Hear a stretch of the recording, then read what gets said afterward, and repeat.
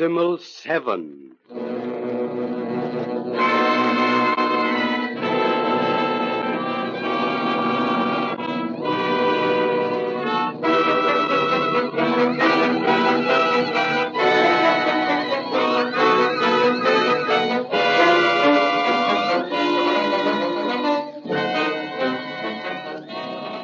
Dr. Decimal 7, inventor, super scientist, man of mystery. Dr. 7 probably knows more about those eternal mysteries, time, space, and matter, than any man in all history, and has learned to turn these forces to his own account and to make them his servants. At present, he's engaged upon experiments tending to prove conclusively that time, like space, may be traveled. He has nearly completed machinery by means of which he can travel into past history, perhaps journey into the future. Hidden away in a little valley high in the mountains, in a place that shall be nameless, lies the home of Dr. 7. With him lives his beautiful daughter, Distar. Constantly at his side also in his experiments and travels into the unknown is Koto, a strange figure, a man who is almost like a machine. Tonight, the little valley is whipped by a storm. Speeding perilously along the narrow roads, a black limousine flashes through the wind and rain. Inside it are two men, contrasting strangely in appearance.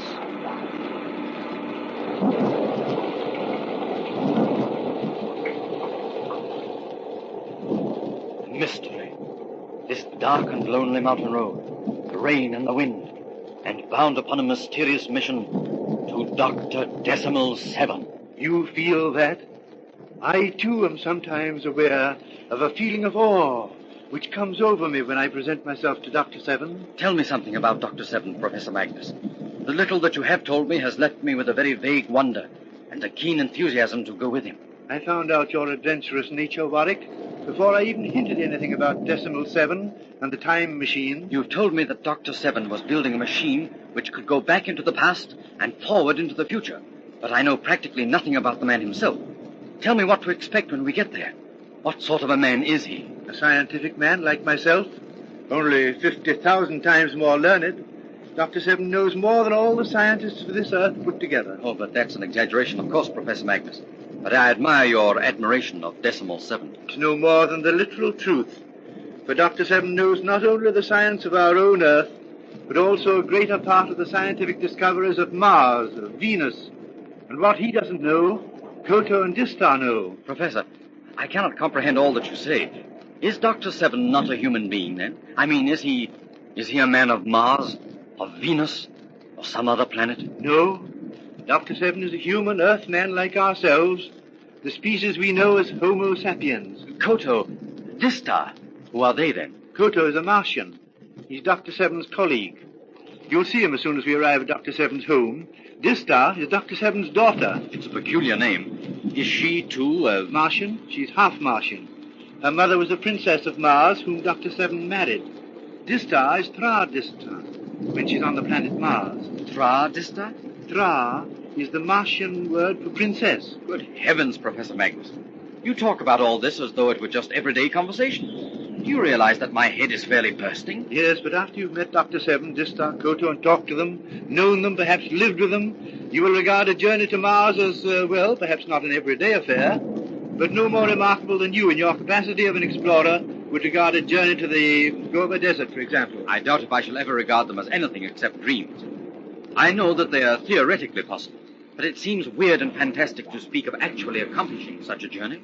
Yet you jumped at the chance to go with Dr. 7 in the time machine. Yes, I'm bursting up with curiosity to see the machine, and if there's adventure in the wind, I'm for it. But, Professor, why do you not go with Dr. 7 yourself? Alas, I can be of no use to him.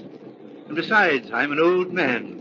I've not the courage to embark upon such a voyage. Then you have never been to Mars or... I'm ashamed to say that I've not, although I'm a Tarkan. A Tarkan? Well, it's the title of the planet Mars. I suppose you might say it's a title of nobility. But it's an intellectual nobility conferred upon distinguished scientists. But how, if you have never been to Mars? The title was conferred upon him by Dr. Seven. He has that right. He and I and Koto are the only beings upon our Earth who hold the title. Oh, slow down now. Very well. What next? There's a narrow gate leading up to the house.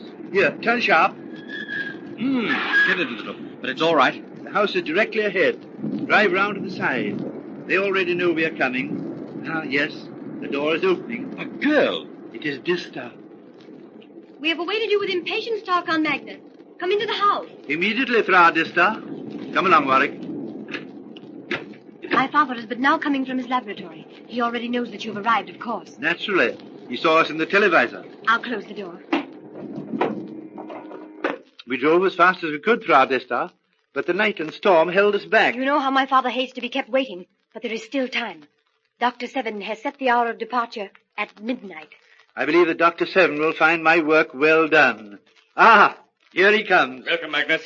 Ah, and this is, good-looking young man. Well set up. Your candidate? Yes, Dr. Seven, allow me to introduce Warwick Jones, my choice for your fourth party member on your voyage into time. I'm delighted to make your acquaintance, Dr. Seven. You wish to come with me on my journey? I'm most anxious to go, Doctor. Why? Well, I don't know when you put it so bluntly. I'm always keen for adventure.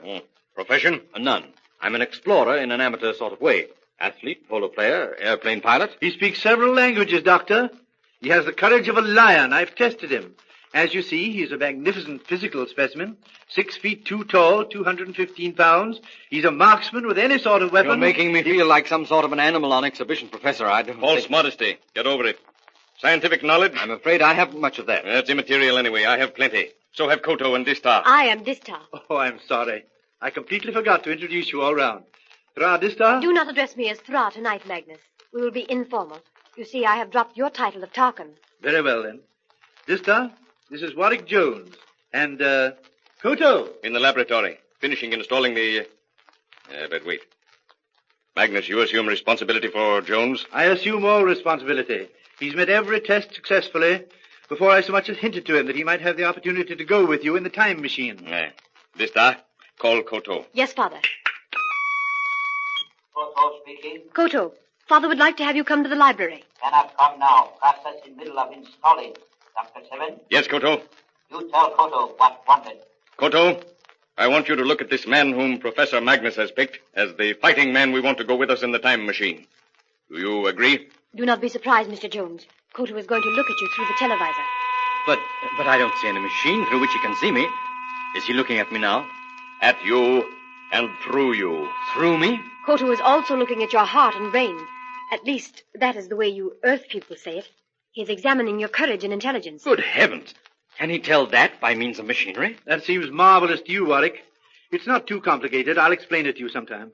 Man, all right. Koto agree he go. That's all, Koto. Thank you. I assume that you are agreeable, Dista. I think the young man will be a good fourth. You want a fighting man. He is the finest Earth-fighting man I have ever seen. Of course, he does not compare with the fighting men of Mars. Certainly not, but neither do the fighting men of any other planet. So, we are all agreed. Mr. Jones, you are now one of us. Thank you, Dr. Seven. I can only prove my appreciation by serving you faithfully. I won't try to thank you any further. And since I'm now one of you, won't you all call me Wick, short for Warwick, you know. That is a nice name, Wick. You may call me Dista and forget the fact that I am a princess. Thank you very much, Dista.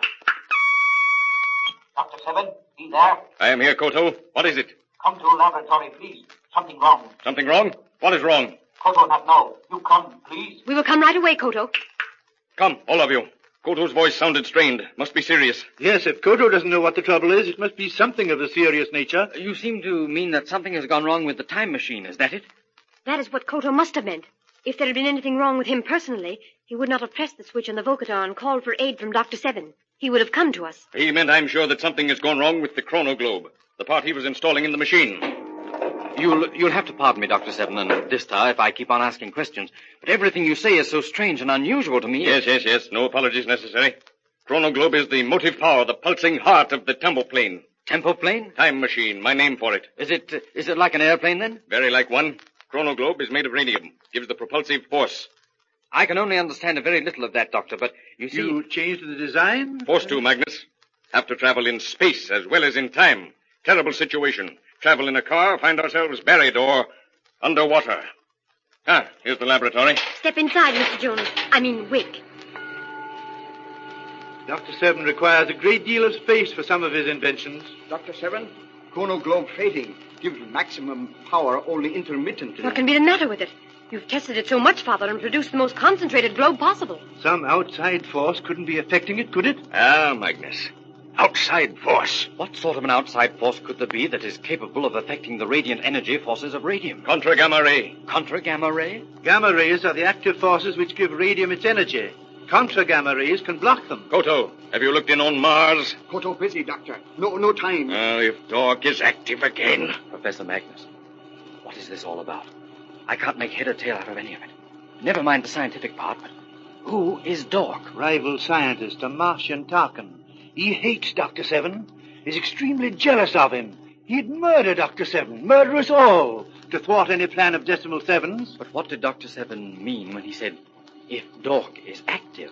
I infer that he believes Dork may be sending contra-gamma rays from Mars against us to destroy the temple plane. What is Dr. Seven doing now with that machine? Looking in on Mars, trying to pick up Dork in the image and learn what he's about. Try wave 32,067, Father. If Dork is at his seaside villa, we'll probably locate. Doctor, you catch Dork face in plate? Yes, my theory is correct. Dork is active. Sending rays, whether contra-gamma or not, can't make out. Koto, Doctor, is the chronoglobe in place? all connected. What do you propose doing, Father? Dork hasn't gotten the wavelength yet. Experimenting. Fishing. Won't take him long, though. I'm not going to give him a chance. You're going to cast rays at him? No. The temple plane is ready. If I wait, Dork is bound to find the correct wave and destroy it. Koto, Distar, Wick, into the car. We leave this minute for our journey into time.